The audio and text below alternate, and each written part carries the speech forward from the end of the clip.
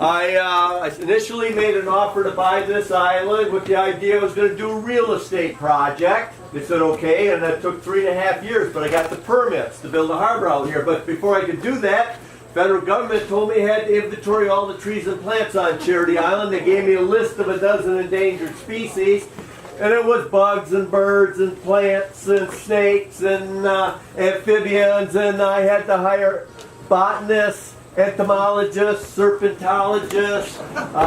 I had to hire archaeologists. Turns out through the permit process, the state of Michigan said you're going to have to do an archaeological phase 1 and phase 2 survey at Big Charity Island because there's an archaeologist who was poking around out there in the 60s. Team archaeologists, and then be prepared to sit down and discuss how you may have to modify your project in order to mitigate any damage you might be doing out there to an important Michigan cultural resource that might be out there. So I hired team archaeologists, and that's when I learned that all those round rocks I see rolling around out there off the north side of the island, that's a form of flint. You bust them open and there it is. And Native Americans learned at least 2,000 years before the first Europeans arrived that they got out to Charity Island, they wouldn't have to quarry flint out of the limestone. You just have to wade out in the water. You gather up all these round rocks. And so anyway, we worked through all the issues, and I got a permit. And I got people giving me deposits to buy lots. And now I get the permits, and I get the marina built.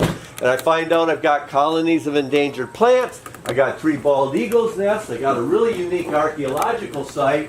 And this light tower, I didn't know a lot about, but it just seemed to me maybe there was a better future for this island as a tourist destination rather than a real estate project. I thought, wouldn't it be great, because I've been self-employed since I was 25 years old, and I've always looked at communities like Traverse City and Frankenmuth. Wouldn't it be nice to have our own little hot spot where we could become an important economic asset for communities like All Gray and Caseville if people would get on boats and come out here.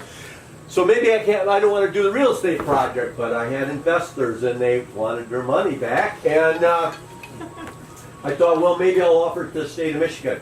They weren't interested. Federal government contacted me, and it took them 3.5 years, but I sold most of the island to the federal government, and it's now in a wildlife refuge program, and I kept the lightkeepers home and the boat basin down there, a big part of the boat basin, and I didn't know what for sure I was going to do after I did that in '97, but then my wife said, why don't you go out and rebuild Charity Island Lighthouse? I know you feel like you never finished the project, and it'll be a nice investment. We'll rent the house out. Well, I got it built and completely finished in 2003. And we just had a close death in the family, and I was keenly aware of how short and uncertain life can be. And I called my wife up down in Florida because we had a home down there, and I'm back and forth. She's appraising, I'm doing real estate brokerage. I said, Karen, we own a beautiful house that's done. It's move-in condition now. We have time. Let's go out and enjoy it. We'll worry about renting it out next year.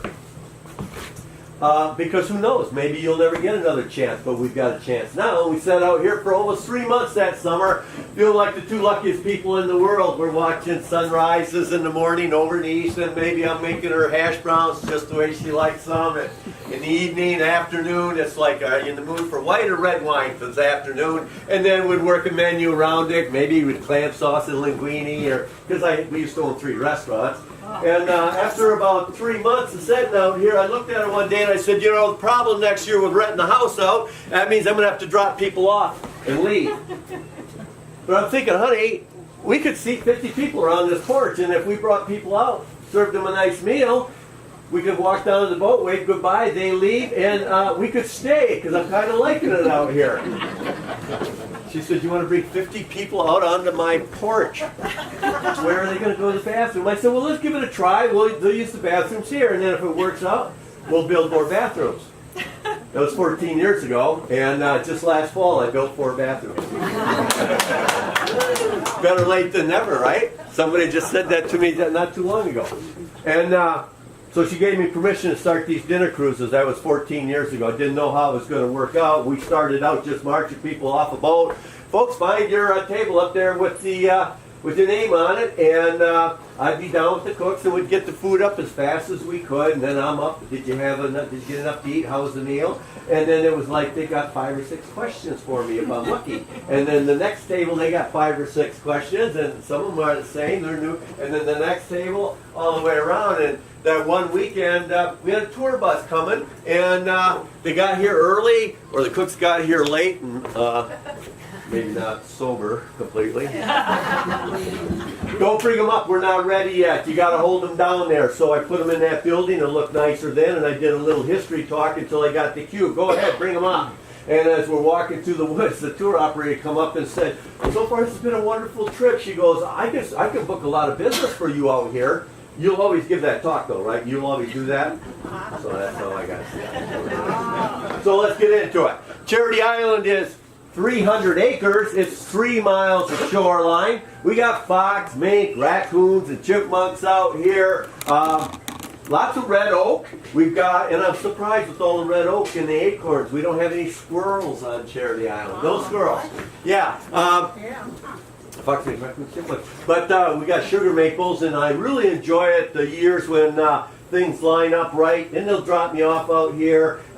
It's all winter long behind a desk in an office. And then I wake up one morning and I'm out here and I tap 100 maple trees and I'm chainsawing wood and I'm hauling sap through in buckets, you know. And about 3 weeks later, I'm about 15 pounds lighter, feeling good. I go back and my wife is happy to see me again. And yeah. Okay, anyway, enough of that. So 3 miles from where we're sitting, look, there's Little Charity Island off in the distance.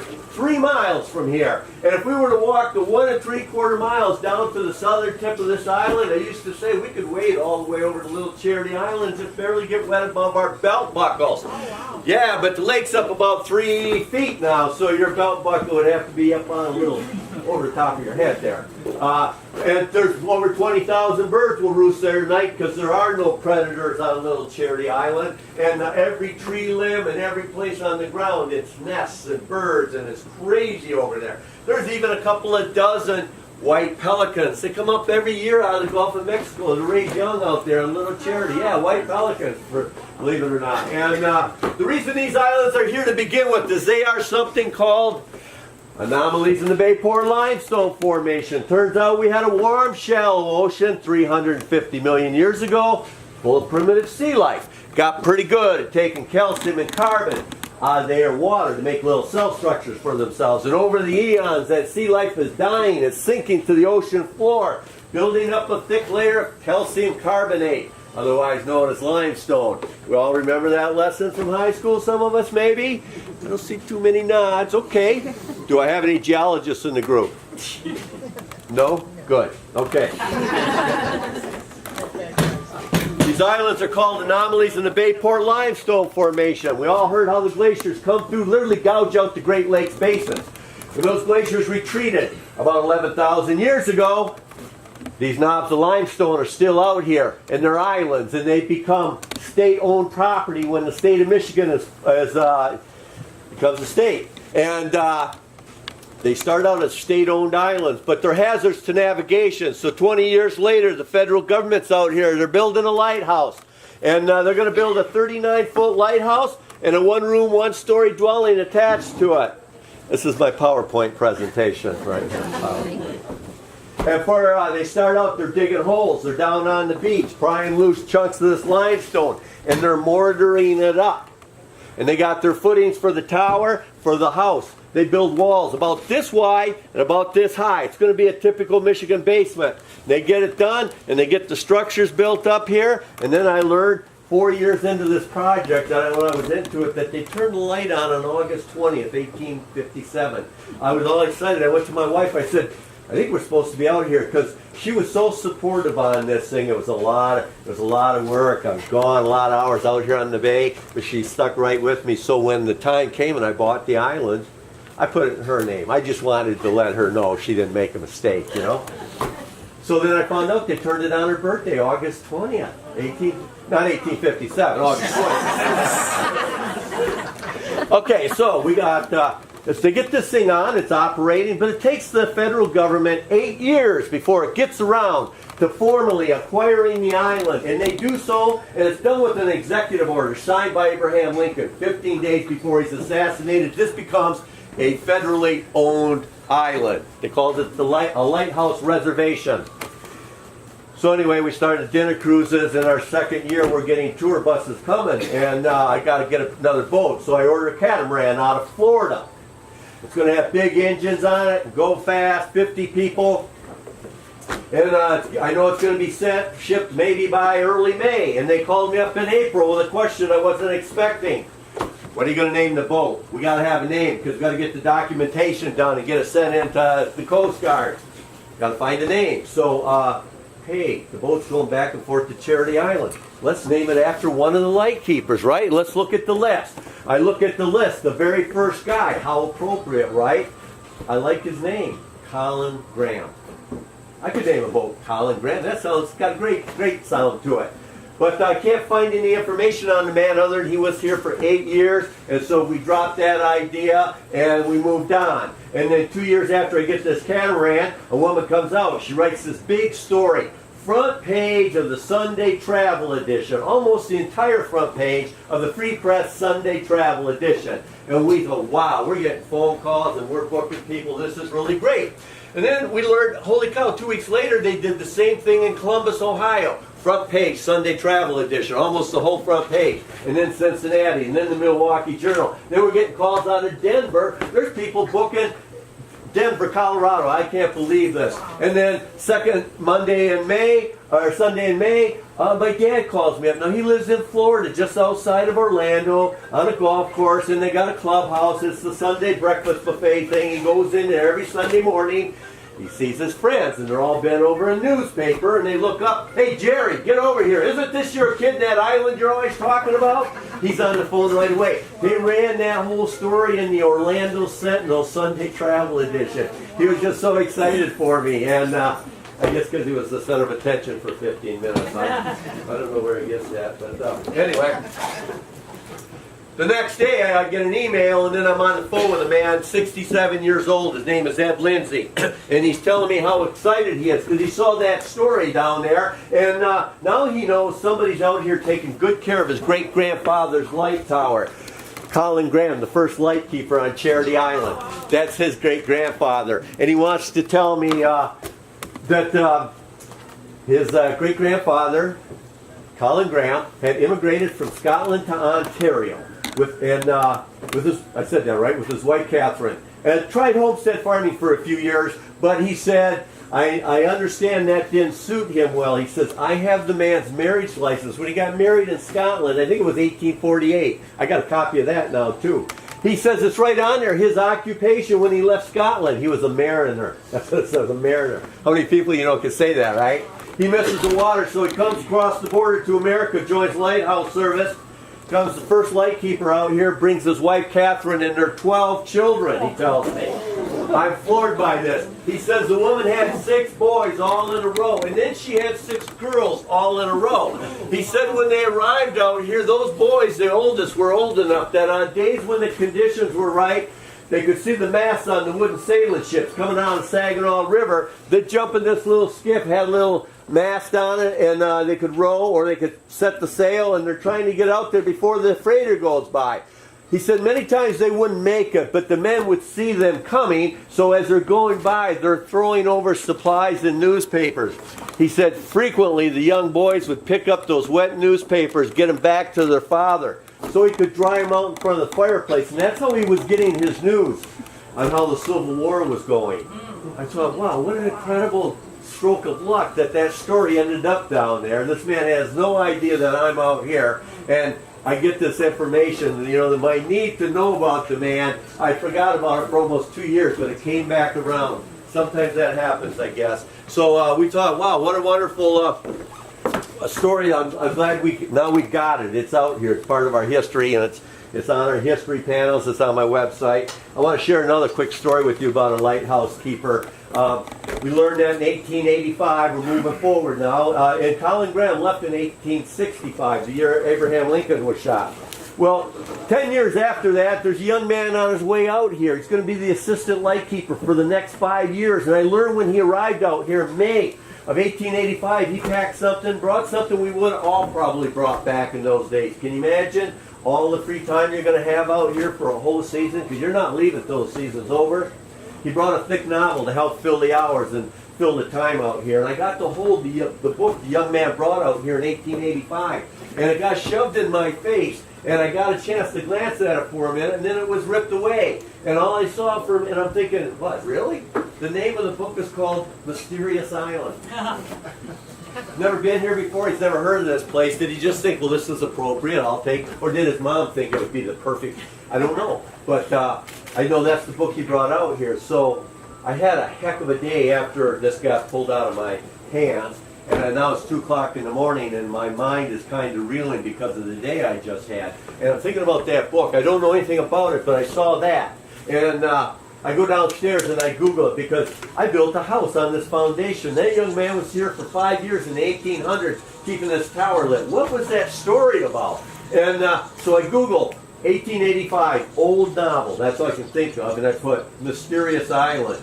And it jumps right up. What a great world we live in today, right? We can get answers to anything. It's the story, it says, novel written by Jules Verne, published in 1875 in France. And it says it's the story about Union soldiers captured by the Confederate Army being held prisoner in a southern town. And during the day, they're free to walk the streets, even though they're prisoners of war. And they see a hot air balloon the Confederate Army's been using. And one night, because the winds are blowing so loudly, they're going to sneak out of their quarters, get in that hot air balloon, they cut the line, hoping the winds are going to carry them off to freedom. They don't realize these winds, as they're being carried away, it's the beginnings of a hurricane. They get blown 7,000 miles out over the ocean. They end up in the ocean fighting for their lives. Days later, they all wash up together on a small island out in the middle of nowhere. They've got no idea where they're at. And then the next line put here, stands right up on the back of my neck. Amongst themselves, they will name this place after their commander-in-chief, the President of the United States, Abraham Lincoln. I'm going, holy cow, he's on an island that was acquired with Abraham Lincoln's signature. Just those two things together at 2 in the morning just seemed really just an amazing coincidence. It's always a little awkward when I feel like I'm the only one that thought that was a big deal. But yeah, so now which part of the story do you want to go into? All right, so I'm telling the story one night about this Union soldier thing, and I knew it was going to happen eventually. A guy right over in that corner raises his hand, and he asked me a question in a thick French accent. I can't hardly hear what he's saying. I learned later he's a cancer surgeon from Houston, Texas, up here in Saginaw for some seminar in Midland. And somebody said, well, why are you here this weekend? Go up to Charity Island. And he's sitting there. He hears me talk about this novel. Turns out he grew up in France as a little boy. He's read this story 5 times. He loves Jules Verne. He loves this book. And he raises his hand, then I understand. He wants to know, what did I think of the ending? 100 people out here, I got to fess up. Well, I didn't read the book. I just read the synopsis on Google. That's all I read. He goes, well, shame on you. He apologizes. He's going to share the ending with everyone. He doesn't want to ruin the book, but he's going to tell us. At the end of the novel, the island sinks out from underneath those guys. They ended up back in the ocean again. But they got rescued in the next book by a guy who comes along in a submarine. 20,000 leagues under the sea. I went, are you kidding me? That's a sequel? We all heard that book, but how many of you knew that was a sequel? See, hardly anybody or nobody. Nobody did that night either, so I didn't feel stupid.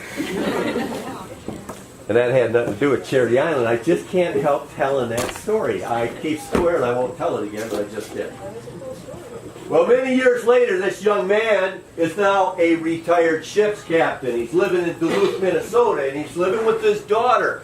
And he's got a little granddaughter. And over the years, he tells this girl many times, now when you grow up someday, make sure you get a chance, make sure you take it and go visit Charity Island. It's beautiful out there, he told her. And you'll be able to see that tower I was responsible for to keep that light going all those many years ago. And he told her how proud he was of himself because he took this book out there. It took him all season to read it. And finally, when he finished reading it, he opened up the inside cover and he wrote his name and he dated it because this is the night he finished it.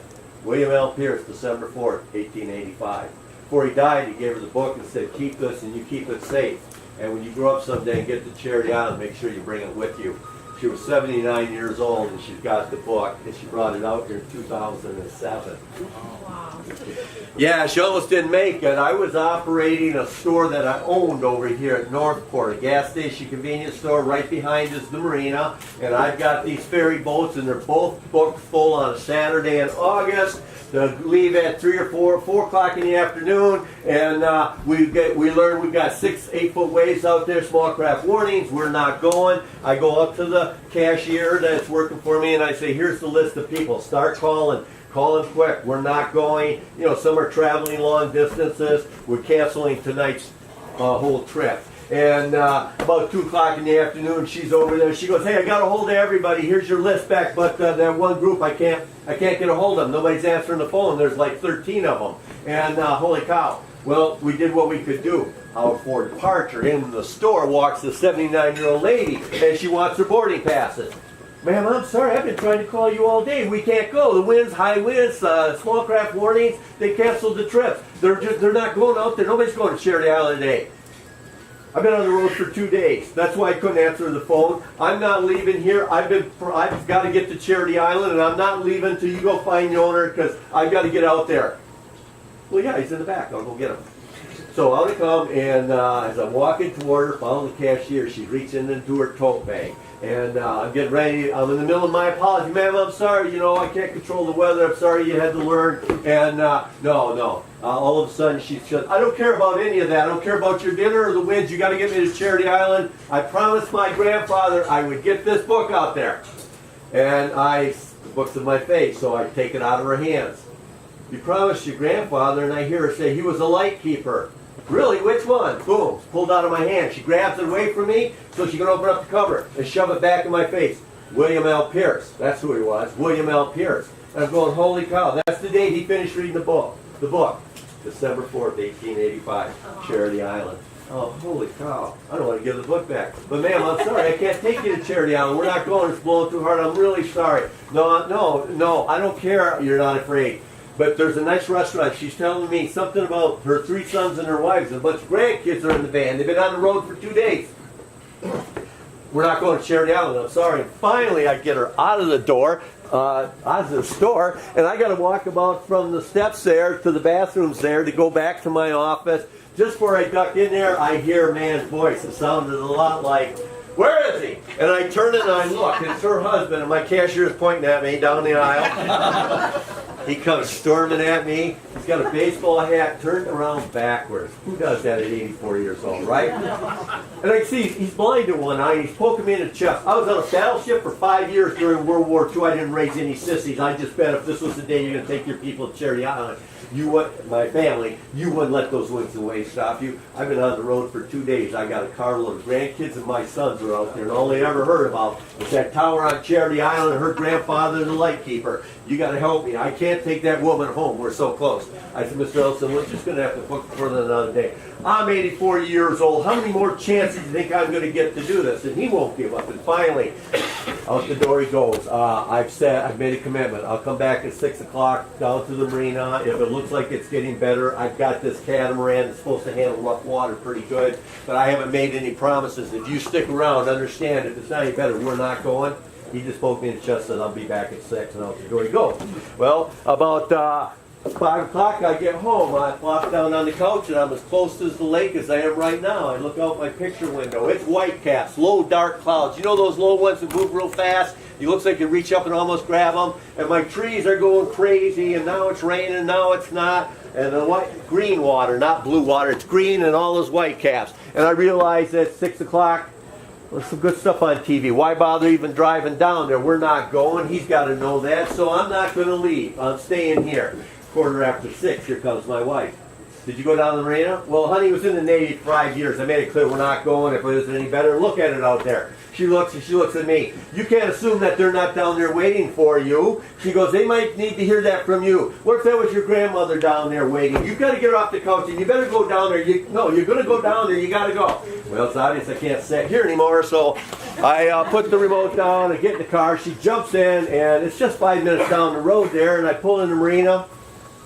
There they are up there next to my boat in their big huddle, right? Almost perfect circle. I'll never forget that. And they're all looking up toward Charity Island. They can't hear me pull up because the trees and the winds, and I beat the horn and this thing turns around this whole circle. Mrs. Ellison breaks right out in front. She sees me and she's heading toward me. I'm rolling the window down. Mrs. Ellison, you don't want to go out there today. And she just looks at me. She's not taking her eyes off me. She comes right to the window. Are you going to take us out there today? And I looked at my wife. Now I feel terrible. I said, why, sure, let's give it a chance or try. And she whispers, are you kidding? And I said, well, we'll get out there. They'll see how bad it is, and we'll be right back. I'm going to park the car, help me with the lines. I make everybody get the life jackets on. I get about 1.5 miles out there. The waves are growing into 6-footers, and I'm hitting them hard. I'm trying to scare the hell out of these people. And every time I turn around, she's just having the best day of her life. I turned to her husband one time there, and he did this, and I'm like, holy cow. I had to scold her twice, though. She's got that book out. She's sitting with one of her grandkids near where I'm steering, and I can hear her. He was only 18 years old that first year. They used oil to keep that lantern lit in those days. And then she wants to move over there. And Miss Ellison, you got to stay seated. The boat is jumping up and down. We are in 6-7 foot waves. And I couldn't hear a lot of what she was saying, but what was real clear, that man was that little girl's hero, and he still was. Even at 79 years old, he was somebody special. He was a light keeper. And she was on a mission to get him out here, and I just kept going. I got him out here. My arms felt like they were going to fall off. I got him in the trailer. I fly through the woods faster than I showed up and dropped the gate. I said, folks, 20 minutes. I'm going in. When the pot of coffee is ready, we're out of here, so get your pictures. And I get up in there, and I just about go through the door, and I took a step back, and I looked over. She's out there, she's doing this, and everybody around her is looking up. And if it wasn't for that tree looking like it was going to snap, and all those white caps out there, I probably would have come down to see what she was sharing with those people. But I did. It was just too rough out there, and I knew we had to get out of here. Coffee's on. I checked all the windows. Everything looks good. I'm just waiting. But I'm thinking of that book that was shoved in my face. And I'm going to go find it real quick before the coffee's finished, right? And I come out. Oh, good. They're all on my porch out of the wind and the rain. I walk over there. No, Mrs. Ellison. Mr. Ellison, where's your wife? He said, laid there thinking about it. She wasn't out there alone. She was out there with her grandfather. And she's telling him, I'm here. Grandpa, I'm here. I made it. I brought the book. Just like I promised. I know that's what she was. I know that's what was happening. So finally she made it back over here, and as I'm loading them up, I'm feeling so rude because I didn't offer, so I did. Did you guys want to see the house before we leave? Oh yeah, boom, she's right off that deck. She wants to see the house. I open the door back up, we all pile in. I said, let's start in the basement. You go through the door and you're on this side of the house. And everybody goes down to the basement, and I look, Mr. Ellison is helping her up. And he's coming across my living room. I said, Mr. Ellison, down these stairs. He says, I'm right behind you. So I go down, and I get down to the base of the stairs. There's all my batteries and her son, the attorney. He's over here asking me how these batteries make electricity. So I walk over there and I start telling him, well, you know, this is an inverter, turns it to AC, and then all of a sudden, then I hear this woman's voice. I heard her cry. I heard her. It was a sob. If ever I heard a sob, and we all stopped and we looked. Mrs. Ellison's at the base of the stairs.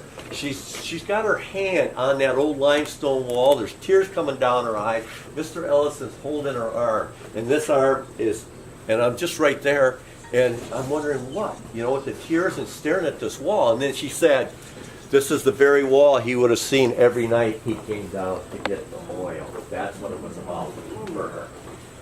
And it took me a minute to kind of, you know, get it all put down. Okay, okay, so, yeah, well, she knew that wall better than I did, actually. And now, so I did my little talk about the basement and the cistern and everything, and I'm waiting by, okay, let's go upstairs and show you the rest of the house. I always the last one, and I'm standing by the light switch because I'm on batteries. I'm going to make sure those lights are turned off. And that's when I saw both of her sons, the last two going up the stairs. They've reached out and they put their hand on that limestone wall. They were trying to make the same connection they just saw their mother make with this man, this important man. He was a light keeper, and that meant a lot to all of them. And when I got them all back to the mainland, I got warm hugs and thank yous for putting up with all that, and I got them back safely. And then I realized as they're pulling away, I knocked, and her son rolls the window down. I said, I know you'll never get that book. I'll never get the book away from your mother, but could you get it to your law office and scan that book? and you know, you must have one there. And then please open it up and scan the images of the night the young man took the time to sign it, because he was so proud of himself. He was going to remember that night, right? I never expected the response. I didn't realize what kind of story it was until I started sharing it with people, you know, all the little details. And yeah, it's a great story because it's somebody from, you know, the past, and he's being remembered, and we all hope to be remembered like that, I think. And I'm thinking, well, you know, the story's adding value. I think people really feel good they got out here and heard this story. What else can I share with them to help add value to my trip? And I go online that winter, and I'm looking for another story, and if I don't come up with a story, and I find a story about a ship, 140-foot wooden steamboat, they're going to stay on the island. So they're going to build a 2-story, 4-bedroom house, so there's more people here. And they get this thing built. The house is taller now, next to the 39-foot light tower. It's blocking the light for ships coming out of the northeast. It was the federal government involved, so I'm sure they anticipated that in advance. So they raised the tower 10 feet. Why is that funny to some people? So you go up there and look today, you'll see the first 39 feet, it's a red brick under that old white paint. The last 10 feet, it's a cream-colored brick, and we wondered why. Why is it different? People were asking me. My wife and I would argue about it, and I said, you know, maybe they had an epiphany. Why build towers out of red brick, and then you got to paint them white? Use a white brick, you're done. Maybe that's what it is. And a tour bus from Wisconsin, a guy must have been in his 80s, walking through the woods up here. He said, you know, that's that brick. They had a light-colored brick in Wisconsin. You know, all I can remember is the name Cream. He said, you might try that Google thing you were talking about. Maybe you'll figure out why they use that different brick up there. And one night, that's honest to God, same night the man pinned me down about Mysterious Island, the woman sitting right here where she is, raises her hand. She says, I have a master's degree in historical building restoration. I can tell you why they use that cream-colored brick. Or she said, it's cream-colored, it's not white. It was only made in Wisconsin, in Cream City, Wisconsin. It was called the Cream City brick, and it was lightweight. It was known for being lightweight but strong because it was so porous. And if you're not sure about the load-bearing capabilities under your tower, then you put the lightest brick possible in there, and that would have been that one, the cream. I said, wow, how lucky to be me tonight, because you spent $94 to get here, and I got another piece of the puzzle. I'll try to get you some extra dessert on the way home. So now we got a 49-foot light tower. We got men out here, and they build a boathouse, and these guys are ready to go out and help mariners. And the light keepers are out here. They're all going to be out of jobs shortly because of a new technology coming down the pipe. I throw out this fact back in those days. Cherish Island became automated in 1917 using acetylene gas, and I'd move on. And somebody one night said, how is it even possible to automate a lighthouse out here on an island with no electricity and acetylene gas? Well, back to Google. I go back in there and I'm trying to find out what this business is all about. I can't believe what I learned. First of all, acetylene gas, right? It burns hot and it's bright. And how do you make it? You start out with limestone, calcium carbonate. You cook it to 2,000 degrees Celsius. It stops being calcium carbonate, it becomes calcium carbide. Now all you do is you add water. That's it. You don't even have to stir. So for a period of time, they're sending miners down in the mines with this new fuel. Cooked limestone. It's a gray powder now. Here's their lantern that they're going to use. It's called a carbide light. You simply put the cooked limestone, that gray powder, down here. Up here, this is just the reservoir for water. You just put water in there. And then when you're ready to light this thing, you're going to put it together, you set the drip valve. And as the water starts to drip, you can drip fast or slow. But as it's dripping and hitting the cooked limestone, it's turning into acetylene gas. Pressure is forcing it up that spindle, and you'll hear the whistle. You hit the spark, and you got a bright light down in the mines because you cooked limestone and you added water. They thought this fuel was so great for lighting for a period of time, they decided they're going to use it inside the theaters for stage lighting. That's where your term standing in the limelight came from. Back then they knew it was a light made from limestone. Well, thank you for that little bit of response. Some nights we're pretty excited about that. I feel like I just delivered the goods, right? But there's a problem. If you store large quantities of metal containers, they're blowing up. That's a big problem. Along comes this famous Swedish inventor. He is literally Sweden's version of our Thomas Edison. If figures out how we can store large quantities of acetylene gas in metal containers that are never going to blow up again. The real prize he's after, he wants to build a valve that you put up there on top next to the Fresnel lens. And down below we got those tanks of acetylene gas. That valve sets there. And when the sun goes down, there's a slight temperature drop. The valve opens up and allows the fuel to flow to the little pilot light that's on. Now all night it's burning. In the morning, at some point the temperature always is going to rise a little bit. When it does, the valve shuts down, conserving the fuel supply till the next night. He's experimenting with shiny metal rods and dark metal rod. After he gets this thing perfected, he patents it. And immediately after, in 1906, immediately after that, governments all along the coastlines of Europe, they're using this valve to automate lighthouses all along Europe. If you don't think this was a big deal, I want you to know the man got the Nobel Prize for inventing this valve in 1912. 4 years later, one's out here on this island, and the season of 1917 starts out no light keepers, just tanks of acetylene gas and this valve. Those light keepers were reassigned off the island. I scrolled down a little bit farther to see what else. This looks like a great story. I'm excited when I see this. What's the next part about this guy? I can't believe irony. You want to talk about irony in somebody's life? He's 30 days from getting the Nobel Prize. He's going to get international recognition for his hard work and his genius. He's got 3 kids at home, a wife. She's got to be proud, excited. And what is he getting recognized for? For supplying a reliable light source for mariners out there. And 30 days before he gets the Nobel Prize, he decides he's going to experiment with glass cylinders. And the gas blows up in his face, and he's permanently blinded for the rest of his life. But this man's hard work and genius reached all the way across Europe and the Atlantic Ocean and affected the men on this island in a pretty profound way. So I have to share that story with you. And shortly after that, it became automated. They draw a line between the tower and the house. The feds are going to keep that automated tower. They don't need that new 4-bedroom house anymore. They put the house up for sale. Now back in those days, commercial fishing, your rights to be a commercial fisherman were tied to how much land you owned on the bay. Remember the Akanto? Men were putting fishing huts on the south end. That's because the Gillingham Fish Company was operating off of this island. They're leasing the fishing rights from the federal government. Little Charity Island had 2 buildings over there on that one. The Bayport Fishing Company owned that one. These men that lived out here all season would bring fish in off the lake every day, pack them in salt and wooden barrels, and go back out again. And every so many days, here come tender boats, bringing the men fresh salt, empty barrels, taking the fish-laden barrels back, putting them on train cars. And it's John Gillingham Sr. He gets noticed that the federal government has just put the island up for sale. He's got a crib wall he's built, and he's got fishing huts back there for his men. He doesn't want to lose the fishing rights. He bid $7,000 under the name Gillingham Fish Company. He's laid awake at night. He's worried he didn't bid enough. Other people are talking about bidding on his island. And then he goes back and submits a new bid under his own personal name, because you're only allowed 1 bid. The fishing company is one, him personally.